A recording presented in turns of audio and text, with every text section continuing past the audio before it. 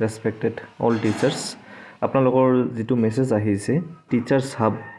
বুলি ইয়াতে আপোনালোকৰ ডাটাটো দিব লাগে ডাটা মানে ফোন নাম্বাৰ আৰু ইমেইল এড্ৰেছ আৰু নাম আৰু স্কুলৰ নাম এইটো দিলে হৈ যায় আপোনালোকে তাৰ কাৰণে ফাৰ্ষ্টত আপোনালোকে ৰেজিষ্টাৰত যাব ইয়াতে দেখিছে লগইন আৰু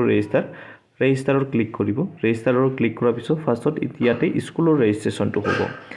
স্কুলৰ ৰেজিষ্ট্ৰেশ্যনৰ কাৰণে পাৰ্চনেল ইনফৰমেশ্যন ফাৰ্ষ্টত আপোনালোকে full name mobile number email address দিব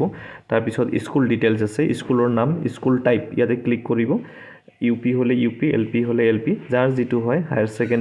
ছেকেণ্ডাৰী আছে ধৰি লওক ইউপি আপাৰ প্ৰাইমাৰী এড্ৰেছত দিব স্কুলৰ এড্ৰেছ জাষ্ট ভিলেজ আৰু পোষ্ট অফিচ ভিলেজ তাৰপিছত আপোনাৰ ব্লক আৰু ক্লাষ্টাৰটো দিব পাৰে আপোনালোকে তাৰপিছত যাব ডিষ্ট্ৰিক্ট দিব পিনক'ড দিব এৰিয়া পিনক'ড তাৰপিছত সিকিউৰিটি পাছৱাৰ্ডটো school@123 ৰাখিব পাৰে বা আপোনাৰ ইচ্ছামতে বেলেগ ৰাখিব পাৰে তাৰপিছত আই এগ্ৰি ইয়াতে ক্লিক কৰিব তাৰপিছত ক্ৰিয়েট একাউণ্টত যাব এইখিনি কৰিলে হৈ গ'ল তাৰপিছত আপোনালোকৰ নেক্সটত লগইন ইয়াতে ক্লিক কৰিব লগইনত আপোনাৰ ইমেইল এড্ৰেছ দিব ইয়াতে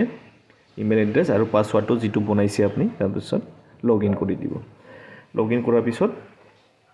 আপোনাৰ এনেকুৱা এটা দেখাৰ পাব ইণ্টাৰফেচটো যেনেবা 671 ৱেষ্ট ডাঙাৰহুটি এলপি স্কুল ইয়াতে মোৰ নামটো তাৰপিছত বাইদেউৰ নাম আৰু ছাৰৰ নাম এনেকৈ আহি গৈছে জাষ্ট এনেকৈ আপোনালোকে লিষ্ট আউট কৰিলে হ'ল ধন্যবাদ